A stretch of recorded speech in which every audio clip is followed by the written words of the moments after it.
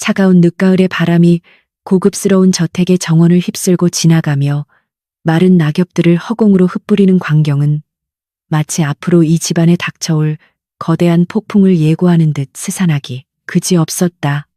한서윤은 산후조리원에서 갓 퇴원하여 품에 안긴 작은 생명체와 함께 현관문을 열고 들어섰지만 그녀를 맞이한 것은 가족의 따뜻한 환대가 아니라 뼛속까지 시리게 만드는 적막과 기이한 냉기뿐이었다.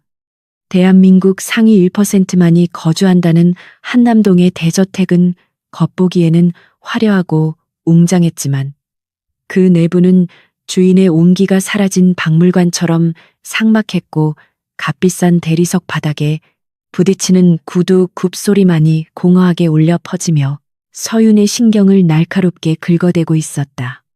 그녀는 본능적으로 품에 안긴 아이를 더욱 세게 끌어안으며 주변을 경계했는데 이는 단순히 낯선 환경 탓이 아니라 동물적인 감각이 경고하는 불길한 징조 때문이었고 그녀의 등 뒤로 식은 땀 한 줄기가 서늘하게 흘러내렸다. 가정부 최미라가 서둘러 현관으로 달려나와 서윤의 짐을 받아들었지만 그녀의 얼굴에 떠오른 미소는 어딘가 모르게 자기적이었고 눈빛에는 숨길 수 없는 오만함이 서려 있었다. 평소 같았으면 서윤의 눈치를 살피며 굽실거렸을 최미라였지만 오늘따라 그녀의 태도에서는 묘한 당당함이 느껴졌고 심지어 서윤이 입고 있는 코트를 받아드는 손길조차 거칠고 무례하게 느껴져 서윤은 미간을 찌푸릴 수밖에 없었다. 최미라는 짙은 향수 냄새를 풍기며 서윤의 곁을 스쳐 지나갔는데 그 향기는 서윤이 임신 기간 내내 입덧으로 고생할 때 남편 강민혁의 옷에서 희미하게 맡았던 바로 그 낯선 향기와 일치한다는 사실을 깨닫자 서윤의 심장이 덜컥 내려앉았다. 하지만 서윤은 섣불리 의심을 드러내기보다는 일단 침착함을 유지하며 아이를 안고 2층 침실로 향하는 계단을 오르기 시작했고 최미라의 등 뒤로 꽂히는 시선은 차갑게 가라앉아 있었다. 침실에 들어서서 아이를 요람에 눕힌 서윤은 극심한 피로감을 느꼈지만 잠시도 쉴 수 없는 불안감이 그녀를 화장대 앞으로 이끌었고 거울 속에 비친 자신의 모습은 낯설기만 했다. 출산과 육아로 인해 부어오른 얼굴과 푸석해진 피부, 그리고 흐트러진 머리카락은 한때 진성그룹의 재무이사로서 냉철한 판단력과 카리스마를 발휘하며 전장을 누비던 시절에 한서윤과는 너무나도 거리가 멀어 보였다. 남편 강민혁은 그녀가 회사를 떠나 가정에 충실하기를 원했고 서윤은 사랑이라는 이름으로 자신의 모든 커리어를 희생하며 그의 그림자가 되어주었지만 지금 그녀에게 돌아온 것은 알 수 없는 소외감과 공허함뿐이었다. 서윤은 떨리는 손으로 화장대 서랍 깊숙한 곳에 숨겨두었던 태블릿 PC를 꺼내 들었는데 이것은 만약의 사태를 대비해 집안 곳곳에 설치해둔 초소형 보안 카메라와 연결된 유일한 모니터링 장치였다.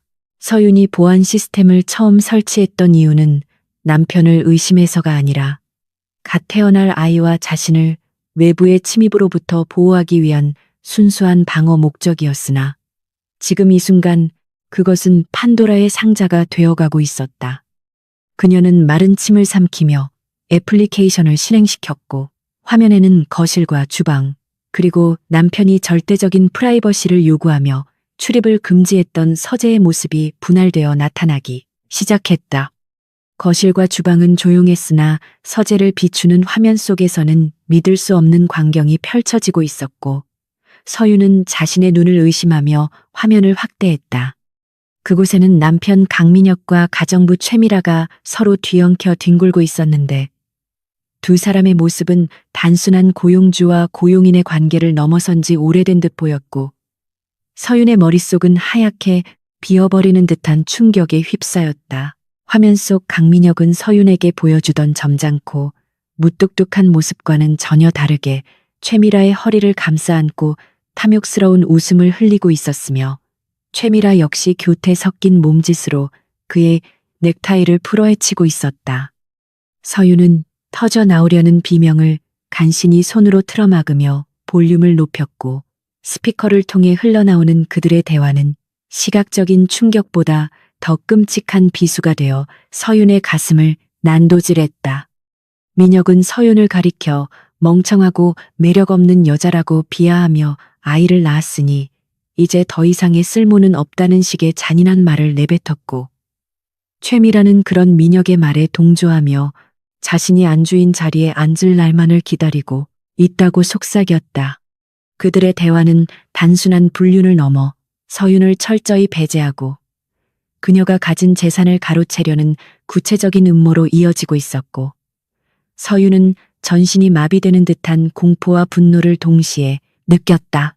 민혁은 최미라의 귓가에 속삭이며 서윤이 산후 우울증으로 인해 정신적으로 불안정하다는 진단서를 조작하여 그녀를 강제로 입원시키고 그 사이에 이혼 소송을 진행하여 위자료한 푼 없이 내쫓을 계획을 설명하고 있었다. 서윤이 친정에서 물려받은 막대한 유산과 부동산, 그리고 그녀가 결혼 전 비밀리에 관리하던 비자금까지 모두 자신의 것으로 만들겠다는 민혁의 야욕은 끝이 없었고, 최미라는 그 계획이 성공하면 자신에게 무엇을 해줄 것이냐며 콧소리를 섞어 보채고 있었다.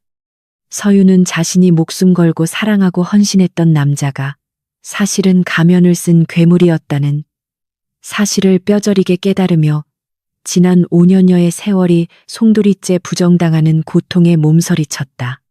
그녀의 눈에서는 뜨거운 눈물이 쉴 새 없이 쏟아져 내렸지만 입술은 피가 맺힐 정도로 꽉 다물어져 있었고, 그녀의 내면에서는 무언가가 산산이 조각나고 있었다. 한참 동안 화면을 응시하던 서윤의 눈빛이 서서히 변하기 시작한 것은 그녀가 더 이상 흘릴 눈물이 남아있지 않다는 것을 깨달은 순간부터였다.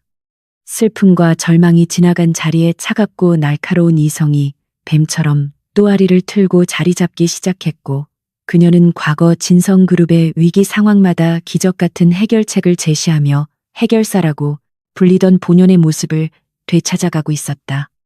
서윤은 태블릿 PC의 녹화 버튼을 눌러 그들의 추악한 행각을 고스란히 저장한 뒤 화장대 거울을 보며 헝클어진 머리를 정리하고 눈물을 닦아냈다. 지금 당장 내려가서 그들의 머리채를 잡고 소리를 지르는 것은 감정적인 해소는 될지언정 전략적으로는 패배하는 길임을 그녀는 누구보다 잘 알고 있었기에 끓어오르는 분노를 차가운 심연 속으로 억눌러 가라앉혔다. 그녀는 자신이 가진 카드를 냉정하게 분석하기 시작했는데 가장 강력한 무기는 바로 남편 강민혁이 자신을 그저 순종적이고 무지한 가정주부로 착각하고 있다는 사실 그 자체였다. 민혁은 서윤이 과거에 얼마나 치밀하고 무서운 전략가였는지 잊고 있었거나 혹은 애써 무시하고 있는 것이 분명했고, 이러한 그의 오만함은 결국 그를 파멸로 이끄는 가장 큰 약점이 될 것이었다. 서윤은 최미라와 강민혁이 눈치채지 못하도록 철저하게 연기를 하기로 결심했고, 그들이 안심하고 방심하는 순간 가장 높은 곳에서 가장 처참한 바닥으로 그들을 떨어뜨릴 계획을 머릿속으로 구상하기 시작했다. 그녀는 아이가 잠든 요람으로 다가가 작고 따뜻한 손을 잡으며 맹세했는데 이 아이에게만큼은 절대 부끄러운 엄마가 되지 않겠으며 반드시 이 썩어빠진 집안을 정화하여 아이에게 깨끗한 미래를 물려주겠다고 다짐했다. 잠시 후 1층에서 들려오는 발소리가 가까워지자 서윤은 태블릿 PC를 다시 안전한 곳에 숨기고 침대에 누워 짐짓 깊은 잠에 빠진 척 연기를 시작했다. 문이 열리고 강민혁이 들어오는 인기척이 느껴졌고, 그는 특유의 부드러운 척하는 목소리로 서윤의 이름을 불렀지만 대답이 없자 안도하는 듯한 한숨을 내쉬었다. 서윤은 눈을 감고 있었지만 청각을 곤두세워 그의 모든 움직임을 감지하고 있었는데, 그는 침대맡으로 다가와 서윤의 얼굴을 잠시 내려다보다가 주머니에서 휴대전화를 꺼내 문자를 보내는 듯했다. 타닥거리는 잡한 소리가 멈추자 그는 다시금 옷매무새를 다듬고는 서윤의 이마에 입을 맞추었는데 그 입술의 촉감이 마치 뱀의 혀가 닿은 것처럼 끔찍하고 소름 끼쳐 서윤은 온몸에 털이 곤두서는 것을 느꼈다. 민혁은 서윤이 깨지 않도록 조심스럽게 욕실로 들어가 샤워를 하기 시작했고, 물소리가 들려오자 서윤은 감았던 눈을 번쩍 뜨고 천장을 응시했다. 그녀의 눈동자는 어둠 속에서도 형형하게 빛나고 있었으며 그 안에는 더 이상 사랑이나 연민 따위는 존재하지 않았고 오로지 복수를 향한 집념만이 불타오르고 있었다. 서윤은 침대에서 일어나 소리 없이 서재로 향하는 복도를 확인했는데 최미라는 이미 자신의 방으로 돌아가거나 주방에서 저녁 준비를 하는 척 알리바이를 만들고 있을 것이 분명했다. 서윤은 이 집안의 모든 공간이 이제는 안식처가 아닌 전쟁터로 변했음을 직감했고 그녀는 이 전쟁에서 반드시 승리하기 위해 자신의 감정을 완벽하게 통제해야만 했다. 그녀는 욕실 문을 향해 싸늘한 시선을 던지며 속으로 되뇌었는데 네가 누리고 있는 그 모든 권력과 부가 사실은 내 손에서 만들어졌다는 것을, 그리고 내가 원한다면 언제든지 회수할 수 있다는 것을 뼈저리게 가르쳐 주겠다고 다짐했다. 저녁 식사 시간이 되자 서윤은 화장을 고치고 아무 일도 없었던 것처럼 1층 다이닝룸으로 내려갔고 그곳에는 이미 목욕 재개를 마친 민혁과 단정하게 유니폼을 입은 최미라가 기다리고 있었다. 식탁 위에는 호화로운 요리들이 차려져 있었지만 서윤의 눈에는 그 모든 것이 위선과 기만으로 범벅이 된 쓰레기처럼 보일 뿐이었다. 민혁은 서윤을 보자마자 의자를 빼주며 에스코트하는 심협을 했고 산후조리는 잘했느냐, 몸은 좀 어떠냐는 등 가식적인 질문들을 쏟아내며 다정한 남편 코스프레를 이어갔다. 서윤은 그의 눈을 똑바로 바라보며 옅은 미소를 지어 보였는데 그 미소는 너무나도 완벽해서 민혁은 그 속에 숨겨진 살기를 전혀 눈치채지 못한 채 만족스러운 표정으로 자신의 연기에 심취해 있었다. 최미라는 서윤의 뒤에서 물을 따르며 민혁과 은밀한 눈빛을 교환하고 있었는데 서윤은 식탁 유리에 비친 그들의 모습을 놓치지 않고 포착했다. 식사 도중 민혁은 넌지시 회사 이야기를 꺼내며 최근 자금 사정이 조금 어려워져서 당분간 긴축 재정을 해야 할 것 같다는 거짓말을 늘어놓기 시작했다. 그는 서윤의 명의로 된 부동산 일부를 담보로 대출을 받아야 할지도 모른다며 조심스럽게 말을 꺼냈는데 이는 앞서 영상에서 보았던 그들의 계획이 실행 단계에 들어섰음을 의미하는 신호였다. 서윤은 속으로 코웃음을 쳤지만 겉으로는 짐진 놀란 표정을 지으며 남편을 걱정하는 척 연기했고 당신이 알아서 잘 처리해 줄 것이라 믿는다며 순진한 대답을 내놓았다. 민혁의 입가에 스쳐 지나가는 비릿한 미소를 보며 서윤은 그가 자신의 덫에 걸려들었음을 확신했고 이제 그가 마음껏 탐욕을 부리도록 방치한 뒤 결정적인 순간에 발목을 잡을 타이밍을 계산하기 시작했다. 서윤은 숟가락을 내려놓으며 피곤한 기색을 내비쳤고 민혁은 기다렸다는 듯이 어서 올라가서 쉬라고 권유하며 자신은 서재에서 처리할 업무가 남았다고 말했다. 업무라는 단어가 그들의 미래를 의미하는 은어임을 이미 알고 있는 서윤은 고개를 끄덕이며 자리에서 일어났고 최미라에게 아이의 분유를 부탁한다는 핑계로 그녀를 잠시 묶어두는 치밀함을 보였다. 침실로 돌아온 서윤은 곧바로 옷장 깊숙한 곳에 숨겨둔 비밀 금고를 열어 낡은 수첩 하나를 꺼냈는데 그것은 그녀가 결혼 전부터 관리해 오던 비밀 인맥 리스트와 진성그룹의 지배, 구조에 관한 약점들이 적힌 데스노트와도 같은 것이었다. 그녀는 수첩을 펼쳐들고 가장 먼저 연락해야 할 사람의 이름에 붉은색 펜으로 동그라미를 쳤는데 그는 다름 아닌 민혁의 이복 동생이자 그룹 내에서 축출당해 복수의 칼을 갈고 있는 강준호였다. 서윤은 창가에 서서 어두워진 정원을 내려다보며 휴대전화를 꺼내 들었고 저장되지 않은 번호로 짧은 메시지를 전송했다. 메시지의 내용은 간단 명료했지만 그것이 가져올 파장은 결코 작지 않을 것이 분명했는데 그것은 바로 사냥을 시작할 준비가 되었다는 신호탄이었다. 잠시 후 진동과 함께 답장이 도착했고 서윤은 만족스러운 표정으로 메시지를 삭제한 뒤 다시금 평온한 표정으로 돌아왔다. 그녀는 이제 더 이상 피해자가 아니었으며 게임의 판을 뒤흔들 설계자로서의 위치를 점하고 있었고 이 거대한 연극의 막이 내릴 때쯤 무대 위에 서 있는 것은 오직 자신뿐일 것임을 의심하지 않았다.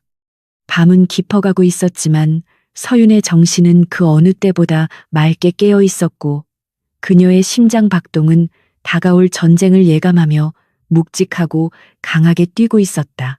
이튿날 아침 민혁이 출근하고 최미라가 장을 보러 나간 사이 서윤은 집안 곳곳을 돌아다니며 그들의 흔적을 채집하기 시작했다. 그녀는 민혁의 서재 쓰레기통에서 찢어진 영수증 조각들을 찾아내 맞추어 보았고 그것이 최고급 호텔의 스위트룸 결제 내역임을 확인하고는 증거물 봉투에 담았다. 또한 최미라의 방에 몰래 들어가 그녀의 다이어리를 훑어보던 중 민혁이 선물한 고가의 보석들과 명품 가방들이 즐비하게 진열된 것을 보고 혀를 찼지만 감정에 동요하지 않고 차분하게 사진을 찍어 증거를 남겼다. 서윤은 이 모든 자료들이 나중에 법정에서 그들의 목을 조르는 올가미가 될 것임을 확신하며 빈틈없이 증거를 수집했고 집안의 모든 동선을 파악하여 사각지대 없이 감시망을 재구축했다. 오후가 되자 서윤은 아기를 유모차에 태우고 산책을 핑계로 집을 나섰는데 그녀의 목적지는 공원이 아니라 집 근처의 한적한 카페였다. 그곳에는 모자와 마스크로 얼굴을 가린 한 남자가 기다리고 있었고 그는 서윤이 어젯밤 연락했던 사설 탐정이었다. 서윤은 그에게 두툼한 봉투를 건네며 민혁과 최미라의 24시간 밀착 감시를 의뢰했고 특히 민혁이 빼돌린 비자금의 흐름을 추적해 달라고 특별히 당부했다.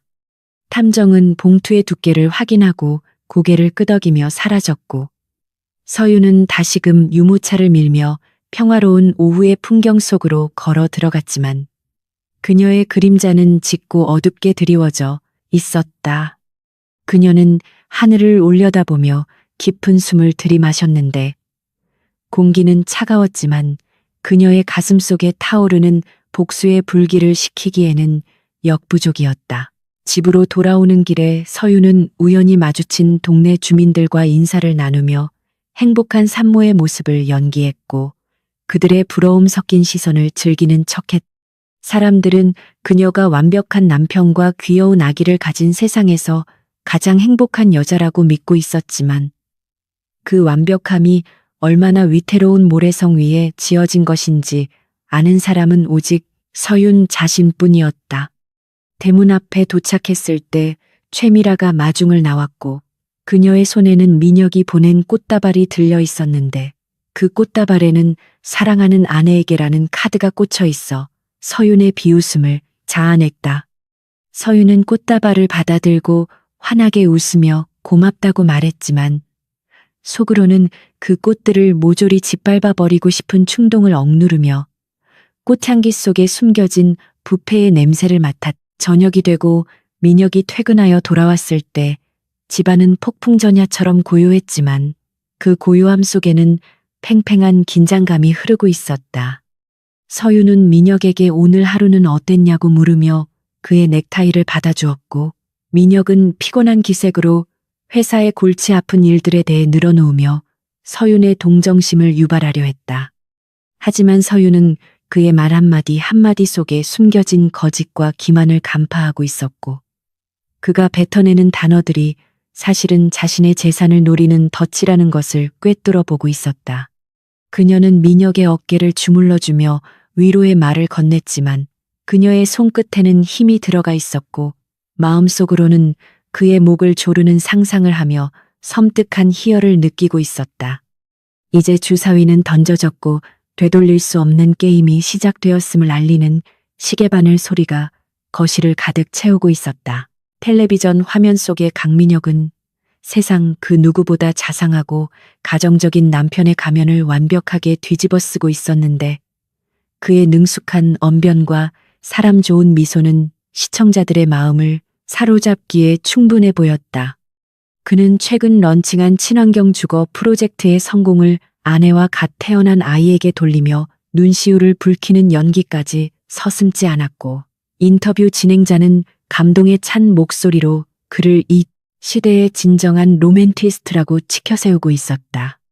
거실 소파에 앉아 무표정한 얼굴로 그 장면을 지켜보던 한서윤은 속에서 치밀어 오르는 구역질을 참으며 리모컨을 들어 화면을 꺼버렸지만, 꺼진 화면 위로 비친 자신의 모습은 창백하고 생기가 없어 보여 남편의 화려한 모습과는 극명한 대조를 이루고 있었다.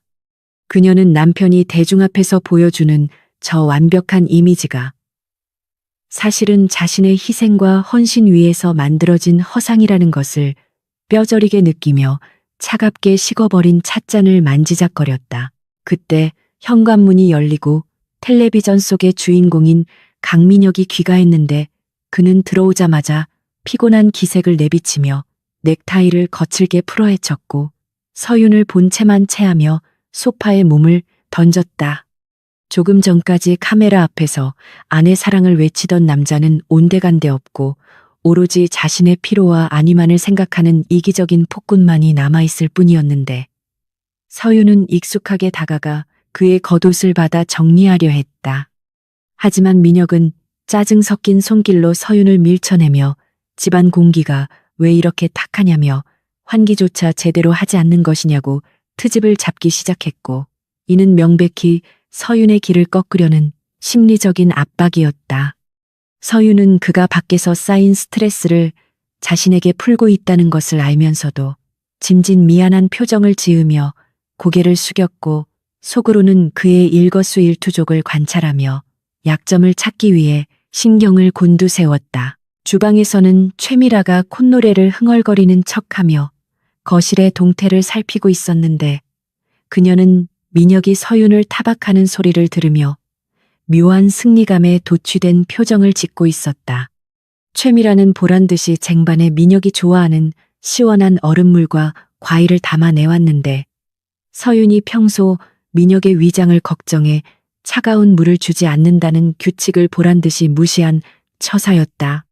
민혁은 최미라가 건넨 물을 단숨에 들이키며 역시 내 식성을 아는 건 최 여사밖에 없다며 서윤이 들으라는 듯 큰 소리로 칭찬했고, 최미라는 교태 섞인 눈웃음을 지으며 민혁의 어깨를 슬쩍 스치듯 지나갔다. 서윤은 눈앞에서 벌어지는 두 사람의 저급한 연극을 묵묵히 지켜보며 그들이 자신을 얼마나 우습게 여기고 있는지 다시금 확인했고, 이 모욕을 잊지 않기 위해 주먹을 꽉 쥐어 손톱이 살을 파고들게 했다. 며칠 후 서윤은 산후 우울증 검진을 핑계로 병원에 다녀오겠다며 외출을 허락받았는데, 민혁은 귀찮다는 듯 카드를 던져주며 쇼핑이라도 하고 기분 전환 좀 하라고 생색을 냈다. 하지만 서윤이 향한 곳은 병원이 아니라 서울 외곽에 위치한 허름한 PC방이었고, 그녀는 그곳에서 모자와 마스크로 얼굴을 완전히 가린 채 구석 자리에 앉아 익숙한 손놀림으로 보안이 강화된 클라우드 서버에 접속했다. 그녀는 과거 진성그룹의 재무이사로 재직하던 시절 혹시 모를 사태에 대비해 만들어 두었던 백도어 프로그램을 가동시켰고, 복잡한 암호 코드를 입력하자 회사의 내부 회계 시스템이 모니터 화면 가득 펼쳐졌다. 서윤은 떨리는 손을 진정시키며 최근 1년간의 자금 흐름을 추적하기 시작했는데, 화면에 나타난 숫자들은 그녀의 예상을 훨씬 뛰어넘는 심각한 수준의 부정행위를 가리키고 있었다. 강민혁은 서윤이 경영일선에서 물러난 틈을 타 회사의 공금을 마치 자신의 개인 지갑처럼 사용하고 있었는데, 법인 카드 사용 내역에는 업무와 무관한 명품 브랜드와 고급 호텔, 그리고 유흥업소 결제 내역이 수두룩했다. 더 큰 문제는 그가 유령회사를 설립하여 거액의 회사 돈을 횡령하고 있다는 정황이 포착된 것이었는데, 그 유령회사의 대표자 명의는 놀랍게도 최미라의 친척으로 추정되는 낯선 이름이었다. 서윤은 분노로 인해 손끝이 차가워지는 것을 느꼈지만 감정에 휩쓸리지 않고 침착하게 모든 데이터를 다운로드하여 USB에 저장했고, 이 자료들이 민혁을 파멸시킬 결정적인 스모킹 건이 될 것임을 직감했다. 민혁은 자신이 천재적인 경영 수완을 발휘하고 있다고 착각하고 있겠지만 서윤의 눈에 비친 그의 행태는 그저 탐욕에 눈이 멀어 제 무덤을 파고 있는 멍청한 도둑질에 불과했다. 집으로 돌아온 서윤은 현관에 들어서자마자 낯선 향기가 진동하는 것을 느꼈는데 거실에는 최미라가 서윤의 허락도 없이 고가의 디퓨저를 곳곳에 배치해 두고 있었다.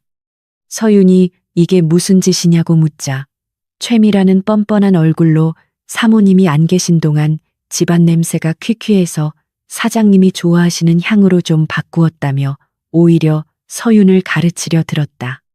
그 향은 민혁이 불륜을 저지를 때 사용하는 향수와 같은 계열의 향이었고 이는 최미라가 이 집의 안주인 행세를 하며 서윤의 영역을 잠식해 들어오겠다는 노골적인 선전포고나 다름없었다. 서윤은 당장이라도 그 역겨운 디퓨저들을 집어 던지고 싶었지만 꾹 참고 미소를 지으며 향이 참 좋다고 칭찬해주는 척하며 최미라의 방심을 유도했고 속으로는 네가 이 집에 냄새를 맡을 날도 얼마 남지 않았다고 조소했다. 저녁 식사 자리에서 민혁은 갑자기 서윤에게 주말에 있을 회사 창립 기념 파티에 참석하지 않는 것이 좋겠다고 말했는데 이유는 서윤의 건강이 염려된다는 핑계였지만 실상은 최미라를 대동하거나 자유롭게 행동하고 싶은 속셈이 뻔했다. 민혁은 사람들 많은 곳에 가면 공황 장애가 올 수도 있다며 걱정하는 척 서윤을 정신적으로 문제가 있는 사람 취급했고 옆에서 최미라가 거들며 사모님은 집에서 푹 쉬시는 게 좋겠다고 비꼬듯 조언했다. 서윤은 그들의 속이 빤히 들여다보이는 수작의 역겨움을 느꼈지만 겉으로는 순순히 알겠다고 대답하며 그들의 안도감을 자아냈다. 하지만 서윤의 머릿속에는 이미 파티 당일 그들을 어떻게 짓밟아 줄지에 대한 구체적인 시나리오가 완성되어 있었고 그녀의 침묵은 후퇴가 아니라 더 큰 도약을 위한 도움닫기였다. 그날 밤 서윤은 잠든 척하며 민혁이 욕실에 들어간 사이 그의 서류 가방을 뒤져 비밀 장부를 찾으려 했지만 가방은 잠겨 있었고 비밀번호는 변경되어 있었다. 하지만 서윤은 당황하지 않고 민혁이 평소 자주 사용하는 숫자 조합들을 떠올렸는데 그것은 대부분 자신의 생일이나 기념일이 아닌 최미라와 관련된 숫자일 가능성이 높았다. 그녀는 최미라의 생일이나 그들이 처음 만난 날짜 등을 조합해 보았고 몇 번의 시도 끝에 가방의 잠금 장치가 경쾌한 소리를 내며 풀리는 것을 확인했다. 가방 안에는 이중 장부가 들어있지 않았지만 대신 최미라의 이름으로 된 오피스텔 매매 계약서가 발견되었고 그 날짜는 서윤이 산후조리원에 들어가 있던 시기와 정확히 일치하여 서윤의 분노에 기름을 부었다. 서윤은 계약서를 사진으로 찍어 증거를 확보한 뒤 가방을 원래대로 잠가두고 침대로 돌아와 누웠는데 심장이 너무 거세게 뛰어 잠을 이룰 수가 없었다. 민혁은 욕실에서 나와 콧노래를 부르며 스킨 로션을 발랐는데 그 모습이 너무나도 경박하고 천박해 보여 서윤은 저런 남자에게 자신의 청춘을 바쳤다는 사실이 견딜 수 없이 수치스러웠다. 그녀는 이불 속에서 주먹을 쥐며 결심했는데 단순히 이혼으로 끝내는 것이 아니라 그가 가진 모든 것을 빼앗아 빈털터리로 만들고 사회적으로 매장시켜 다시는 재기하지 못하게 만들겠다고 다짐했다. 민혁이 침대로 기어들어와 서윤의 몸에 손을 대려하자 서윤은 본능적으로 몸을 움츠렸지만 잠꼬대를 하는 척하며 자연스럽게 돌아누워 그의 손길을 피했다. 다음날 서윤은 과거 자신의 오른팔이었던 김 실장에게 연락을 취했는데 그는 민혁에 의해 좌천되어 지방 공장으로 발령이 난 상태였지만 여전히 서윤에게 충성심을 가지고 있는 인물이었다. 서윤은 공중전화를 이용하여 김 실장에게 전화를 걸었고 짧은 암호를 통해 접선 장소와 시간을 알린 뒤 곧바로 전화를 끊었다. 김 실장은 서윤이 움직이기 시작했다는 사실만으로도 큰 힘을 얻을 것이 분명했고 그는 회사 내부에서 민혁의 비리를 캘 수 있는 가장 확실한 내부 조력자가 되어줄 것이었다. 서윤은 김 실장과의 만남을 준비하며 민혁이 의심하지 않도록 평소보다 더 멍하고 무기력한 모습을 연기했는데 식사 도중 젓가락을 떨어뜨리거나 멍하니 허공을 응시하는 등의 행동으로 민혁을 안심시켰다. 며칠 뒤 서윤은 백화점 문화센터에 간다는 핑계로 집을 나와 약속 장소인 한강공원 주차장에서 김 실장을 만났는데 오랜만에 본 그는 많이 야위어 있었지만 눈빛만은 살아있었다. 김 실장은 서윤에게 민혁이 추진 중인 신규 프로젝트가 사실은 투자 사기에 가깝다는 정황 증거와 함께 불법 로비 자금 리스트가 담긴 USB를 건넸다. 서윤은 김 실장의 손을 잡고 고마움을 표시하며 때가 되면 반드시 그를 다시 본사로 복귀시키고 정당한 대우를 받게 해주겠다고 약속했다. 김 실장은 서윤을 믿는다며 민혁이 최근 의문의 투자자들과 잦은 회동을 갖고 있으며 그 배후에 거대한 검은 손이 있는 것 같다는 정보를 추가로 제공했다.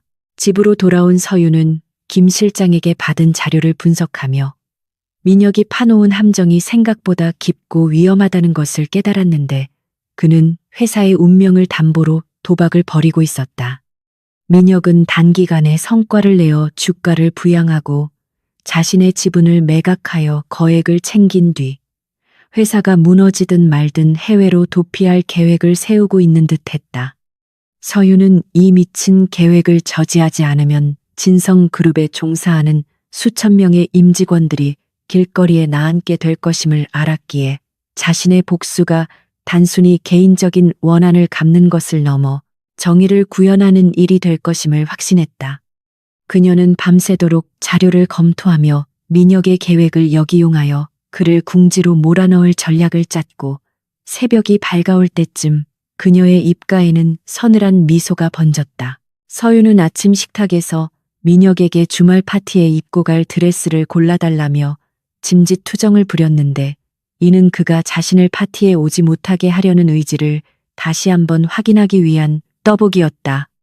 민혁은 당황한 기색을 감추며 당신은 몸이 안 좋으니 집에서 쉬는 게 낫지 않겠냐며 재차 만류했고 서윤은 실망한 표정을 지으며 알겠다고 물러서는 척했다. 민혁은 안도하며 출근했지만 서윤은 그가 나가자마자 드레스룸으로 들어가 가장 화려하고 우아한 드레스를 꺼내 들었고 그날 밤 주인공은 최미라가 아니라 자신이 될 것임을 예고했다. 그녀는 거울 앞에서 드레스를 몸에 대보며 차가운 눈빛으로 자신의 모습을 응시했는데 거울 속의 여자는 더 이상 나약한 아내가 아니라 전장을 지휘하는 여전사의 모습을 하고 있었다. 오후에 최미라가 서윤에게 다가와 사모님 대신 제가 파티에 가서 사장님을 보필해도 되겠냐며 건방지게 물어왔는데 이는 서윤의 자존심을 긁어놓으려는 뻔한 도발이었다. 서윤은 속으로 비웃음을 삼키며 그렇게 하라고 허락해 주었는데 최미라가 파티장에서 어떤 꼴을 당하게 될지 상상만 해도 즐거웠기 때문이었다. 최미라는 서윤의 허락에 신이 나서 자신의 방으로 달려가 옷을 고르기 시작했고 서윤은 그 뒷모습을 보며 혀를 찼다. 쥐구멍에도 벼뜰날이 있다지만 주제를 모르고 날뛰는 쥐는 결국 덫에 걸려 비참한 최후를 맞이할 수밖에 없다는 사실을 그녀는 곧 깨닫게 될 것이었다. 그날 저녁 민혁은 퇴근 후 최미라를 서재로 불러들여 무언가를 은밀하게 지시했는데 서윤은 도청 장치를 통해 그들의 대화를 엿들었다. 민혁은 최미라에게 파티장에서 만날 주요 인사들의 명단을 건네며 그들에게 잘 보일 수 있도록 처신을 똑바로 하라고 당부했고 최미라는 마치 사모님이라도 된 듯 자신만만하게 대답했다. 서윤은 그들이 파티를 자신들의 불륜을 공식화하고 사교계에 대비하는 무대로 삼으려 한다는 것을 확인하고 그 계획을 철저하게 망가뜨려 주기로 결심했다. 그녀는 자신의 인맥을 동원하여 파티에 참석할 기자들에게 익명으로 제보 메일을 보냈는데 그 내용은 진성그룹 강민혁 대표의 충격적인 사생활과 비리 의혹에 관한 힌트를 담고 있었다. 서유는 잠자리에 들기 전 아이의 얼굴을 보며 마음을 다잡았는데 아이의 맑은 눈망울은 그녀에게 용기를 주는 유일한 원동력이었다. 그녀는 아이에게 속삭이며 엄마가 반드시 괴물들을 물리치고 우리 아가를 지켜줄게라고 약속했고 아이는 마치 알아들은 것처럼 방긋 웃어 보였다. 서유는 아이의 미소에서 구원을 얻은 듯 편안한 마음으로 잠을 청할 수 있었고 꿈속에서도 그녀는 승리의 깃발을 흔들고 있었다. 다음날 아침 집안은 파티 준비로 분주했는데 민혁과 최미라는 들뜬 마음에 서로 눈빛을 교환하며 낄낄거렸다. 서유는 그들의 행복이 오늘로 끝날 것임을 알기에 묵묵히 아침 식사를 준비했고 민혁은 서윤이 차려준 밥을 먹으며 마지막까지 위선적인 태도를 유지했다. 그는 서윤에게 집 잘 지키고 있으라며 머리를 쓰다듬었는데 서윤은 그 손길이 닿은 자리를 씻어내고 싶을 만큼 불쾌했지만 꾹 참았다. 민혁과 최미라가 차를 타고 떠나는 모습을 창문 너머로 지켜보던 서윤은 드레스룸 문을 활짝 열고 본격적인 변신을 시작했다. 그녀는 전문 메이크업 아티스트를 집으로 불러 화장을 받고 평소에는 잘하지 않던 화려한 액세서리로 치장했는데 거울 속에 비친 그녀의 모습은 눈부시게 아름다우면서도 범접할 수 없는 카리스마를 뿜어내고 있었다. 그녀는 마지막으로 붉은색 립스틱을 바르며 거울 속에 자신에게 말했다. 이제 쇼타임이야. 한서윤, 보여줘. 네가 누구인지. 그녀는 또각거리는 구두 소리를 내며 현관을 나섰고 대기하고 있던 리무진에 올라타 파티장으로 향했다. 차창 밖으로 스쳐 지나가는 풍경들은 빠르게 뒤로 물러났고 서유는 다가올 폭풍 속으로 스스로 걸어 들어가고 있었다. 화려한 조명이 쏟아지는 자선 경매 행사장 입구에 검은색 리무진이 미끄러지듯 멈춰섰고 그곳에서 내린 한서윤의 등장에 수많은 카메라 플래시가 일제히 터지며 밤하늘을 대낮처럼 밝혔다. 그녀가 선택한 짙은 네이비색 드레스는 화려한 장식 없이도 그녀의 우아한 실루엣을 완벽하게 살려주었고 목에서 영롱하게 빛나는 사파이어 목걸이는 그녀의 고귀한 신분을 조용히 웅변하고 있었다. 강민혁은 예고도 없이 나타난 아내의 모습에 당혹감을 감추지 못하고 입을 다물지 못했는데 그의 옆에 서 있던 최미라는 서윤의 압도적인 아우라에 눌려 순식간에 촌스러운 하녀처럼 초라해 보일 뿐이었다.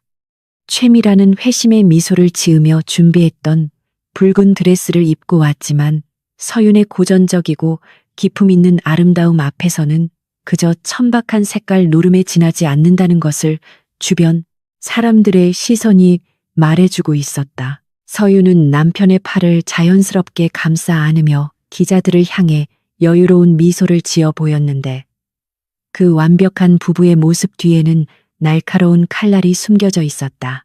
행사장 안으로 들어선 서윤은 민혁에게 귓속말로 당신이 혼자 고생하는 것 같아 내조하러 왔다며 부드럽게 속삭였지만 민혁의 귀에는 그 말이 마치 경고처럼 들려 등골이 서늘해졌다.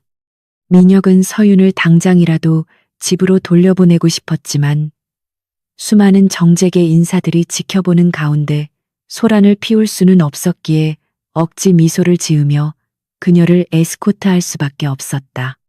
최미라는 두 사람의 뒤를 따르며 질투심에 입술을 깨물었지만 수행 비서라는 직함 때문에 감히 그들 사이에 끼어들지 못하고 어정쩡하게 서 있을 수밖에 없는 자신의 처지를 비관했다. 서윤은 그런 최미라를 투명 인간 취급하며 행사장에 모인 주요 인사들과 자연스럽게 인사를 나누었는데 그녀가 지난 몇 년간 육아를 핑계로 사교계에서 사라졌음에도 불구하고 여전히 그녀를 기억하고 반가워하는 사람들이 많다는 사실은 민혁을 더욱 불안하게 만들었다. 서윤은 샴페인 잔을 들고 우아하게 움직이며 민혁이 잠시 한눈을 판 사이 파티장 구석에 자리 잡은 진성그룹의 원로 주주인 박 회장에게 접근했다. 박 회장은 창업주 시절부터 회사를 지켜온 거목이었으나 민혁이 취임한 이후 경영 방식에 불만을 품고 일선에서 물러나 있는 상태였는데 서윤은 그가 민혁을 견제할 수 있는 가장 강력한 카드임을 알고 있었다. 서윤이 박 회장에게 정중하게 인사를 건네자 그는 놀라움과 반가움이 섞인 표정으로 그녀를 맞이했고 서윤은 주위를 살피며 낮은 목소리로 회사의 위기 상황에 대해 운을 뗐다. 그녀는 민혁의 무리한 사업 확장과 불투명한 자금 운용이 회사를 위험에 빠뜨리고 있다는 사실을 암시하며 자신이 이를 바로잡고자 하니 힘을 실어달라고 간곡하지만 단호하게 부탁했다. 박 회장은 서윤의 눈빛에서 과거 그녀가 보여주었던 총명함과 결기를 읽어내고는 의미심장한 미소와 함께 고개를 끄덕이며 그녀의 손을 잡아주었다. 한편 최미라는 서윤이 자리를 비운 틈을 타 상류층 부인들의 무리에 섞이려 시도했으나 그녀의 어설픈 매너와 교양 없는 말투는 금세 들통나고 말았다. 명품으로 휘감았지만 그 안에 담긴 천박한 본성은 감출 수가 없었고 부인들은 부채로 입을 가리며 그녀를 노골적으로 무시하거나 조롱 섞인 시선을 보냈다.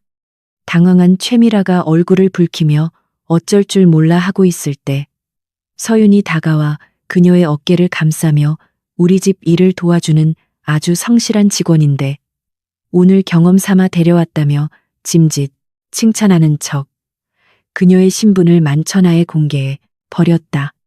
그 순간 최미라를 바라보던 부인들의 눈빛은 경멸로 바뀌었고 최미라는 쥐구멍이라도 찾고 싶은 심정으로 고개를 숙였지만 서윤은 잔인할 정도로 상냥한 미소를 지으며 그녀를 비참하게 만들었다.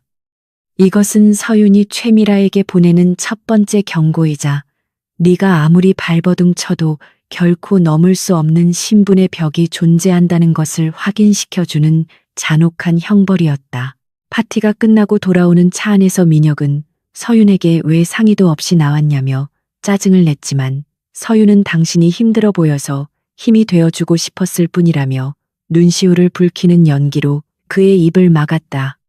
운전석과 분리된 뒷좌석에 칸막이가 올라가 있었지만 조수석에 앉은 최미라는 백미러를 통해 두 사람을 훔쳐보며 분노로 몸을 떨고 있었다. 집에 도착하자마자 민혁은 피곤하다며 서재로 들어가 버렸고 최미라는 서윤을 노려보며 씩씩거렸지만 서윤은 그녀를 가소롭다는 듯 일별하고 침실로 올라갔다.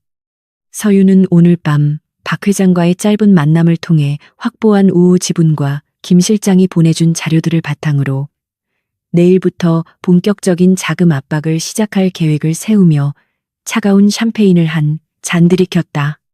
그녀는 이제 민혁이 가장 사랑하는 돈줄을 끊어버림으로써 그가 스스로 무너져 내리는 과정을 천천히 그리고 고통스럽게 즐길 준비가 되어 있었다. 다음 날 아침 진성그룹의 재무팀은 비상이 걸렸는데 주거래 은행으로부터 갑작스러운 대출 연장 불가 통보를 받았기 때문이었다. 민혁은 격노하여 은행장에게 전화를 걸었지만 돌아온 대답은 회사의 재무 건전성이 의심되어 본점 심사부에서 대출을 승인하지 않았다는 원론적인 답변뿐이었다. 사실 이는 서윤이 박 회장의 인맥을 통해 은행 고위 관계자에게 진성그룹의 분식 회계 의혹을 넌지시 흘린 결과였으나 민혁은 꿈에도 상상하지 못하고 있었다. 자금줄이 막히자 민혁이 야심차게 추진하던 신규 프로젝트는 중단 위기에 처했고 협력 업체들의 대금 결제 독촉이 빗발치기 시작하며 회사는 순식간에 아수라장이 되었다. 민혁은 머리를 감싸쥐고 집무실을 서성거렸지만 뚜렷한 해결책이 떠오르지 않아 극도의 스트레스에 시달려야 했다. 그 시각 서윤은 집안 거실 테이블 위에 최미라가 평소 눈독 들이던 최고급 펜트하우스의 분양 팸플릿을 무심히 올려두는 덫을 놓았다. 그녀는 팸플릿 사이에 민혁의 필체를 흉내내어 사랑하는 사람을 위한 선물이라고 적은 메모지를 끼워두었는데 이는 최미라의 허영심을 자극하기에 충분한 미끼였다. 청소를 하던 최미라는 우연히 그 팸플릿과 메모를 발견하고는 기쁨을 감추지 못하고 소리를 질렀는데 그녀는 민혁이 자신을 위해 몰래 준비한 서프라이즈 선물이라고 착각하고 말았다. 최미라는 당장이라도 민혁에게 전화를 걸어 사랑을 속삭이고 싶었지만 서윤이 집에 있었기에 꾹 참고 퇴근 시간만을 기다렸다. 서윤은 2층 난간에서 그 모습을 내려다보며 최미라가 스스로 파멸의 구렁텅이로 걸어 들어가는 것을 보며 싸늘한 미소를 지었다. 저녁이 되어 민혁이 파김치가 되어 귀가했을 때 최미라는 현관까지 달려나가 그를 반기며 콧소리를 냈지만 회사 일로 신경이 곤두선 민혁에게 그녀의 애교는 짜증만 유발할 뿐이었다. 민혁이 인상을 쓰며 밀쳐내려 하자 최미라는 눈치 없이 팸플릿 이야기를 꺼내며 펜트하우스 계약은 언제 할 거냐고 보채기 시작했다. 민혁은 무슨 헛소리냐며 버럭 소리를 질렀지만 최미라는 민혁이 서윤 때문에 짐짓 모른 척한다고 생각하고 더욱 집요하게 매달렸다. 자금난으로 회사가 부도 위기에 몰린 상황에서 수십억짜리 펜트하우스 타령을 하는 최미라의 모습에 민혁은 이성이 끊어지는 것을 느꼈고 급기야 그녀에게 그만 좀 하라고 고함을 치며 손에 들고 있던 서류 가방을 바닥에 내동댕이 쳤다. 거실에 울려 퍼지는 굉음에 서윤은 놀란 척 달려나왔지만 그녀의 눈은 상황이 계획대로 흘러가고 있음에 만족하고 있었다. 민혁과 최미라 사이의 첫 번째 균열은 그렇게 시작되었는데 민혁은 자신의 상황을 전혀 이해해주지 못하고 돈만 밝히는 최미라에게 환멸을 느끼기 시작했다. 그는 자신이 힘들 때 묵묵히 내조하며 지혜로운 조언을 해주던 과거의 서윤을 떠올리며 무의식적으로 현재의 최미라와 비교하게 되었고 이는 그에게 혼란을 가져다 주었다. 최미라 역시 민혁의 태도 돌변에 당황하며 서운함을 토로했지만 민혁은 그녀의 말을 무시하고 서재로 들어가 문을 잠가버렸다. 서윤은 울먹이며 주방으로 사라지는 최미라를 보며 혀를 찼는데 사랑이라고 믿었던 그들의 관계가 고작 돈 앞에서 얼마나 쉽게 무너질 수 있는지 증명된 셈이었다. 서윤은 서재문 앞에 따뜻한 차와 과일을 놓아두고 조용히 물러났는데 이는 민혁에게 죄책감과 후회를 심어주기 위한 고도의 심리전이었다. 며칠 뒤 서윤은 다시금 익명의 투자가로 위장하여 증권가의 진성그룹의 부도서를 퍼뜨렸고 이에 반응한 주가는 곤두박질치기 시작했다. 민혁은 주가 방어를 위해 사재를 털어야 했지만 이미 유흥비와 최미라의 사치로 탕진한 그의 개인 계좌는 바닥을 드러내고 있었다. 다급해진 민혁은 서윤에게 조심스럽게 처가에 손을 벌릴 수 없겠냐고 물어왔지만 서윤은 친정 아버지께서 최근 사업이 어려워져 오히려 도움을 요청하셨다고 거짓말을 하여 그의 마지막 희망마저 짓밟아버렸다. 서윤은 절망하는 민혁의 등을 토닥이며 우리가 가진 부동산이라도 급하게 처분하는 게 어떻겠냐고 제안했는데 물론 그 부동산들은 이미 서윤이 손을 써서 매매가 불가능하도록 가처분 신청을 걸어놓은 상태였다. 민혁은 사방이 막힌 듯한 답답함에 술에 의지하는 날이 많아졌고 회사 경영은 더욱 악화일로를 걷게 되었다. 그는 이 모든 상황이 단순히 운이 나빠서 벌어진 일이라고 생각했지만 사실은 보이지 않는 손에 의해 철저하게 조종당하고 있다는 것을 깨닫지 못했다. 서윤은 밤마다 서재에 잠입하여 민혁이 술김에 작성한 메모들과 서류들을 검토하며 그가 횡령을 감추기 위해 또 다른 불법을 저지르고 있다는 증거들을 차곡차곡 모았다. 민혁이 무너지면 무너질수록 서윤이 쥐게 될 승리의 카드는 더욱 강력해지고 있었고 그녀는 이제 그를 완전히 끝장낼 결정적인 한 방을 준비하기 시작했다. 그러던 중 최미라는 민혁의 냉대와 무관심을 견디다 못해 대담한 도박을 감행하기로 마음먹었는데 그것은 바로 자신이 임신했다는 거짓 정보를 흘리는 것이었다. 그녀는 인터넷에서 구매한 가짜 임신 테스트기를 민혁의 눈에 띄는 곳에 두었고 이를 본 민혁은 기겁하며 그녀를 추궁했다. 지금 같은 최악의 상황에서 혼외자 문제까지 터지면 자신은 끝장이라는 생각에 민혁은 최미라에게 당장 아이를 지우라고 소리쳤고 최미라는 악을 쓰며 반발했다. 두 사람의 다툼 소리가 서재 밖으로 새어 나오자 서유는 문에 귀를 기울이며 그들의 파국을 즐겁게 감상했다. 최미라의 임신쇼는 민혁에게 남은 일말의 애정마저 식게 만들었고 그를 벼랑 끝으로 몰아세우는 기폭제가 되었다. 서유는 다음 날 아침 퉁퉁 부은 눈으로 식사를 준비하는 최미라에게 다가가 몸이 안 좋아 보이는데 병원에 가보는 게 어떻겠냐고 짐짓 걱정스러운 척 물었다.